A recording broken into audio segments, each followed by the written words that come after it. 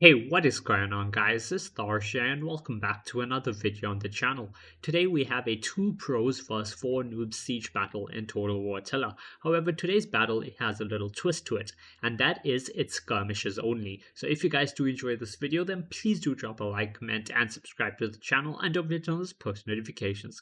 Anyways, let's get straight into it. Okay guys, so the rules for the scenario were pretty simple. All units that were brought in had to be skirmisher units, aka ranged units, and the only exception to that rule was for generals, since most generals are melee units. The only other thing to take into account was any factions that had access to scorpions, aka Chero Ballista, were allowed to bring one unit off that. Okay guys, so next up we have the faction and player introductions. So starting with the defenders, we have myself commanding the White Huns and my ally Zugas Philly commanding the Sassanid Empire. On the attackers side, we have Alucard 97 Gold commanding the Western Roman Empire, Brother Penguin commanding the Swabians, Baron von Belgium commanding Himyar, and Danilo Pendix 7 commanding the Eastern Roman Empire. Anyway, let's get into the match and see how this all unfolds.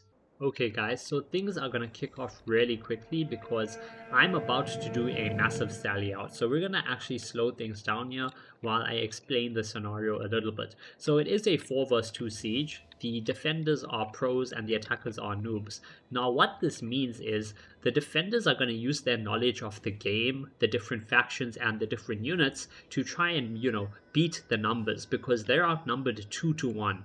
And there's no way a player is going to win a skirmish when they're outnumbered 2 to 1. They're just going to get shot to death. So what the attackers are going to have to do is just try to overwhelm the defenders with numbers because remember, they're new to the game. They don't know the strengths and weaknesses of every faction and every unit. While the defenders, myself and my ally Zuga, we do. We've spent so much of time playing this game. We know the strengths of every faction. We know the strengths and weaknesses of every unit. And as you can see, my army over here is all White Hunt, Speth, Scion archers. And the reason for that is because they're really good horse archers. Also, I didn't have money to go for the more expensive, like I think the Hunnic Devil archers or whatever it is.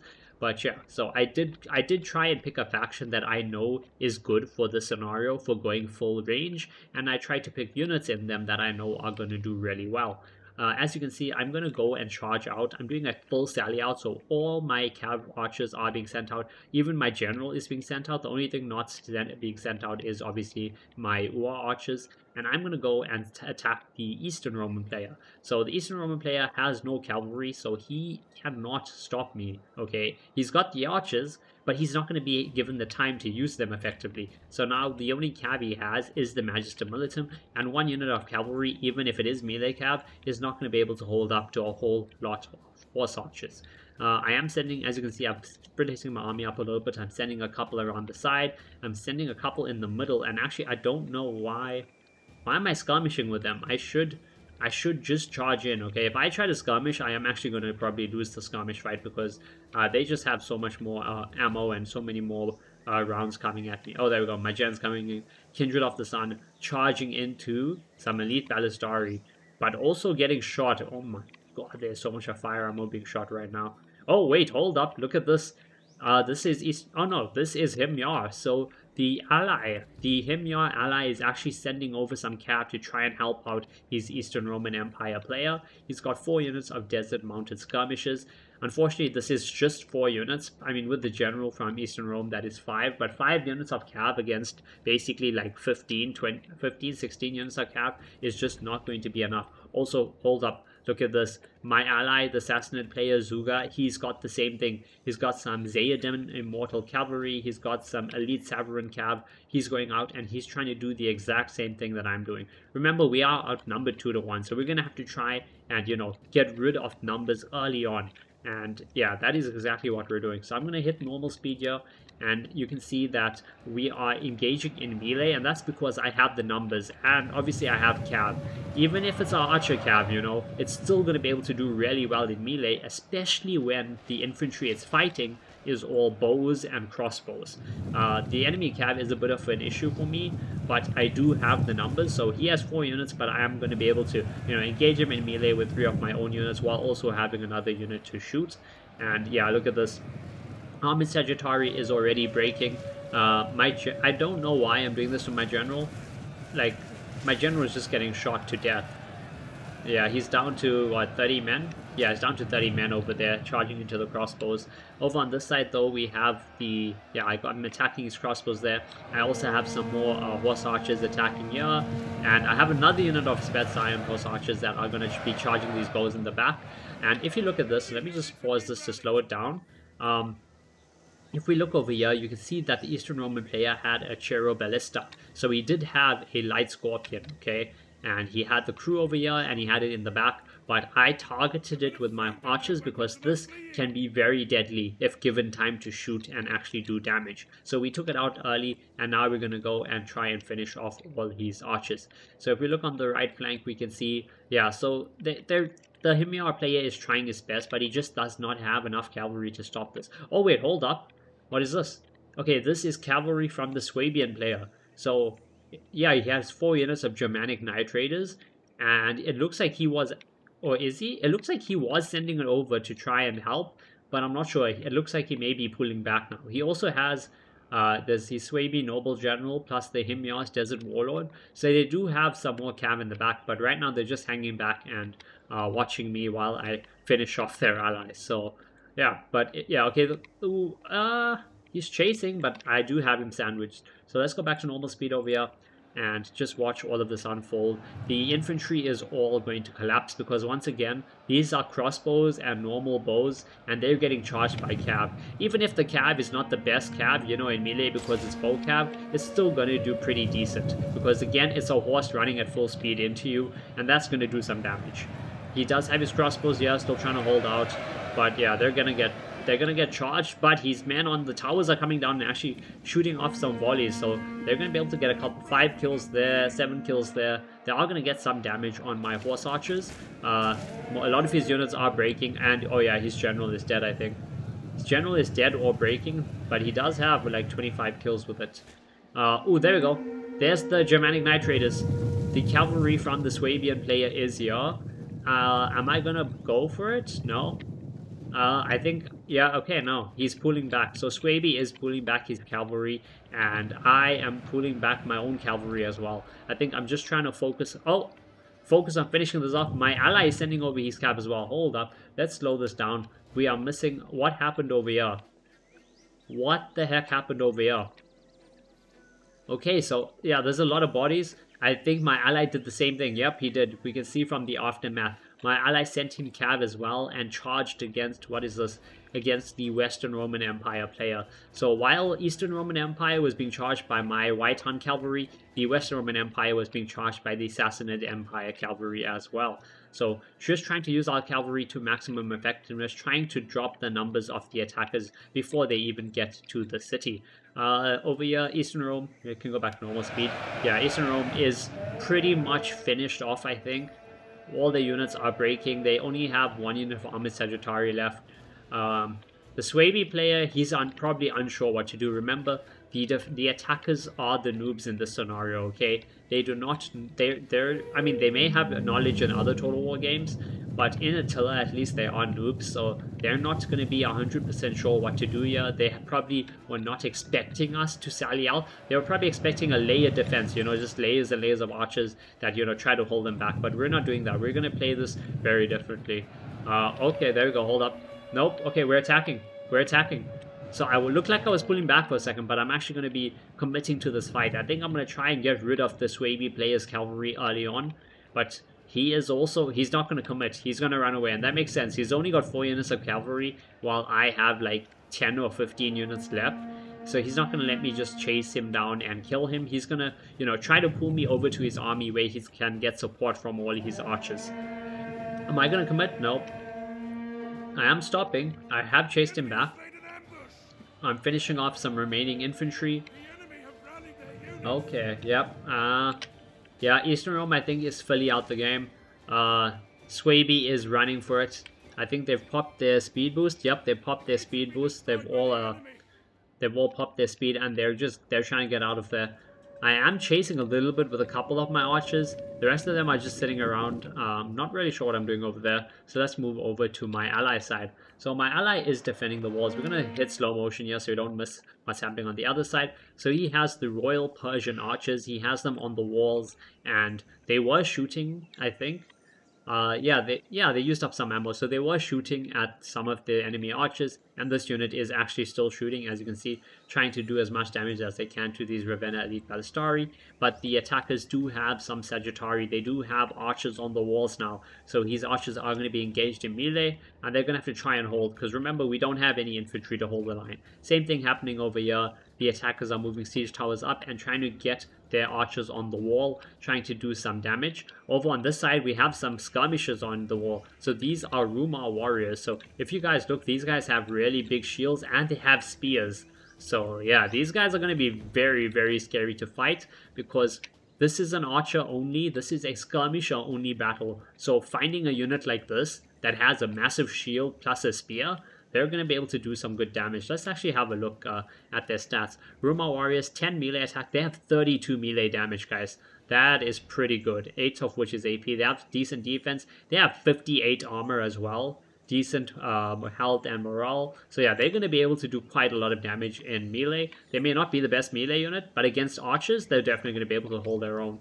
Over here, we have another unit of these Rumar warriors. They're going to be, yeah, they're fighting off this unit of Royal Persian archers. But these Royal Persian archers have 217 kills. If you have a look, they actually are also pretty decent. So they're also a really solid unit. So you can see that they have a bow on their back, but they also have a little shield and a mace. So they're like they're kind of a little they're like the archer unit that has some melee capability, which is nice.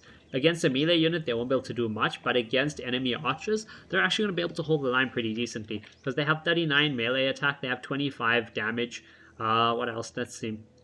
Yeah, 50 melee defense as well. They only have 28 armor, but you know, they're going to be able to at least hold the line a little bit and try and do some damage against these Rumar warriors. Over on this side, once again, some more Rumar warriors attacking against these Royal Persian archers, and these guys are actually starting to waver. Same thing on this side, and yeah, we're going to hit normal speed over here and have a look. Okay, wait, so wait, did the Swaby? Yeah, okay, so the Swaby player got his cavalry to safety, and I have disengaged from that. I did not chase. Instead, I'm moving my entire army around, and this is the reason why. My ally is getting attacked by all the infantry, and the Western Roman Empire player has obviously seen what happened to Eastern Rome. You know, they were all in voice call, so, you know, he knows what happened. So he's going to try get all his troops onto the wall as soon as possible, because if he's able to do that, then they will be immune to all my cavalry. Well, except for me shooting. He's also got his general, Palentina Guard unit. They're going to be getting up onto a siege tower and getting up onto the wall as soon as possible. My hordes of archer cab are just going to, yeah, they're going after the ballista. Ballista has 35 kills actually, so not too bad, but yeah, now they're going to get wiped out by all the horse archers, all the archer cab. Western Rome, yeah, he's trying to do whatever he can, trying to use his crossbows to do some damage, trying to get his generals to safety as soon as possible. Oh wait, actually, is his general coming down? I'm not sure. Okay, charge coming in. There we go. Look at that. Look at that. Just a horde of horse archers. And guys, this is probably what it felt like fighting the Huns in real life, okay? Fighting the Mongols in real life. You know, you just have these armies of mounted warriors coming down, you know, shooting their bows while on horseback and then charging into melee, into, you know, into primarily infantry-focused armies. Oh, look at this beautiful charge. Oh, glorious charge over there. Absolutely beautiful charge. Ooh, this crossbow unit's getting some fire ammo up. Actually getting some shots, trying to do some damage. But, yep, another beautiful charge coming in from the cavalry. Another beautiful charge coming in from the cav. And I'm gonna try and clear out all the infantry that's left outside. The infantry on the walls, they're actually, I mean, they're getting a lot of men on the walls, and they are trying to fight these Royal Persian archers, but it doesn't look like they're getting that many kills, actually. Like, they've all jumped in, but they seem to be kind of stuck. This general will probably be doing the best since he is a dedicated melee unit. Or is this the cav general? Nope, the 160 man. That was the actual infantry unit. Okay, over on the outside, the Huns are doing their thing. Absolutely crushing all the infantry on the field.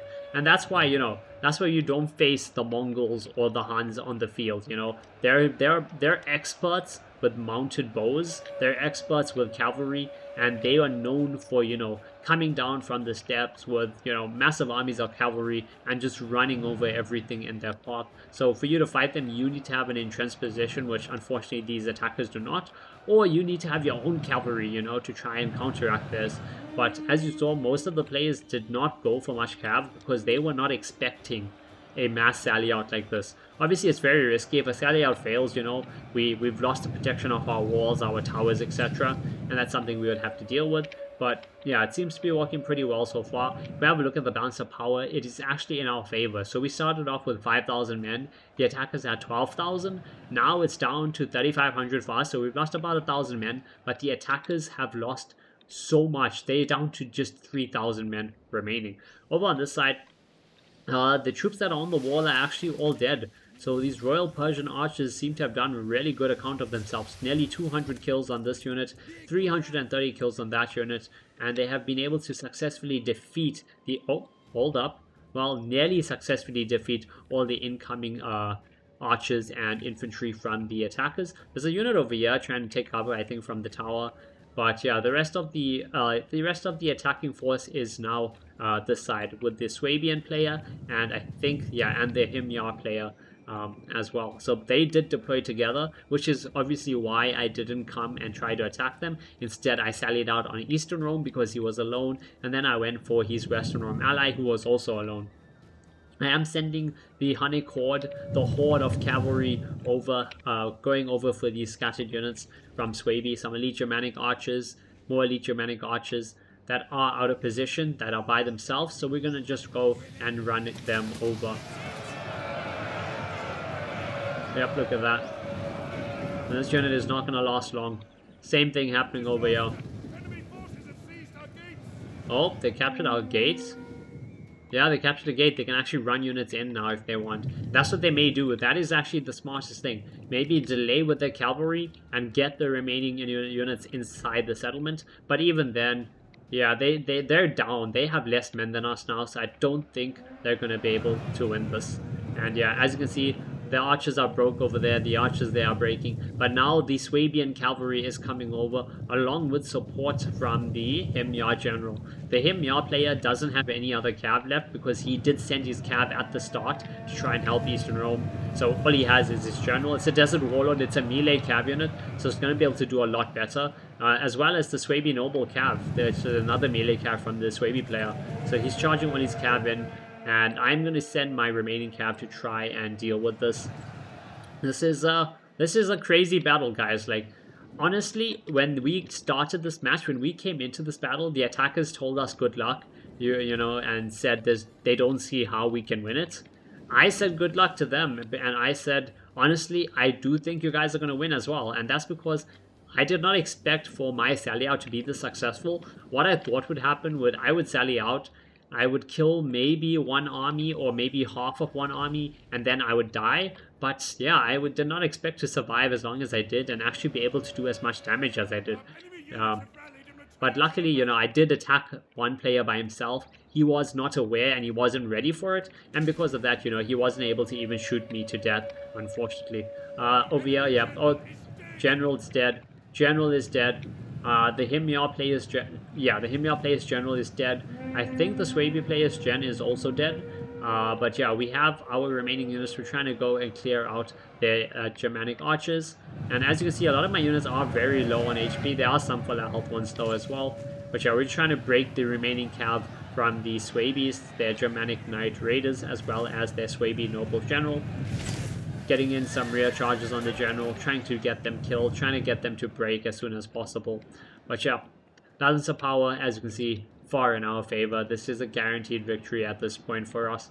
But yeah, the attackers, they did their best, but you know, they were not ready for what we unleashed. And again, this scenario being all skirmishes, you know, there's really only a specific way to play it. Playing it any differently would just not be worth it. And there we go. We have a close victory with the defenders winning. So let's have a look at the armies next. So if we have a look at myself, the White Huns, you can see I had my Kindred of the Sun, 4 units of War Archers, and the rest of my army was all Spets Zion Horse Archers. They all did pretty good. 420 kills on the unit there, a couple 400 kill units over here. Rest of them, more 400 kill units over there. Rest of them getting about 200 to 300 as well. If we look at the Sassanid Empire, he was holding the walls. He did bring some Archer Cav as well. He had 2 units of these Bow Cav, the Zayden Immortal Cav, and he had 2 units of the Elite Severan Cavalry. All of it did pretty decent. He's Royal Persians, though. Some of them did insane. 574 kills on that unit, 330 there, 312 there, 500 kills there, 330 over there, 350 over there. So really well played by them. If we have a look at the the attackers, so we have the Eastern Roman player Alucard 97. He had a lot of Sagittari, a lot of Elite Ballistari, and some Chero Ballista. No really crazy kills, 50 kills there probably being his highest. If we have a look at Brother Penguin, he was the Swabian player. He did bring some cavalry, but again, he only brought 4 units. He had a crossbow unit with 130 kills. Pretty decent over there. One of his bows had 50 kills as well. Baron von Belgium, so he was playing him, yeah. He had a lot of these bows that didn't do much. He had a lot of Rumar warriors. He had 6 units of these guys. They are all anti-cav, but they died on the walls. So yeah, they unfortunately did not see any of the cavalry. If he was able to get these 6 units over with these mounted skirmishes he had, he may have actually been able to do something, especially with the support from this Waby player. Next up, we have Danilo, the Eastern Roman player, a bunch of Armored Sagittari, a bunch of Elite Ballistari, and a Chero Ballista as well. Now, what could the attackers have done? Honestly, I don't know. I think if they had deployed together, they would have been able to kill me without too much of an issue. And the reason I was able to do as well as I did was because, I went for the player that was alone and by himself, and being mostly infantry, I was able to run through him without too much of an issue. Though I actually did take a lot of losses, because I tried to skirmish him at the start, which was a very bad idea. And I realized that pretty quickly, and then I went into melee instead and started doing a lot better there. But yeah, the best way for them to have won is obviously to have brought more cavalry, more bow cavalry, because remember, they were allowed to bring whatever archer, whatever ranged units they wanted. So if they had deployed together and had all their cav together, they would have been able to do a lot better, especially with the support from all their infantry. But yeah, the next time that we run this, we obviously are going to be giving the attackers a lot more money. So this time I think they were on large funds, we were on ultra funds plus free chevrons. And next time we'll give them ultra funds as well. So, they have a lot more money and they can do, they'll be able to afford even better armies. See if that makes any difference. Plus, they'll be ready and waiting for us to try the same tactic. So, if we do try a sally out, the attackers will be aware of it. They'll be expecting it and hopefully better prepared. Anyways, if you guys did enjoy this video, please do drop a like, comment, and subscribe to the channel. And I will see you guys in the next video.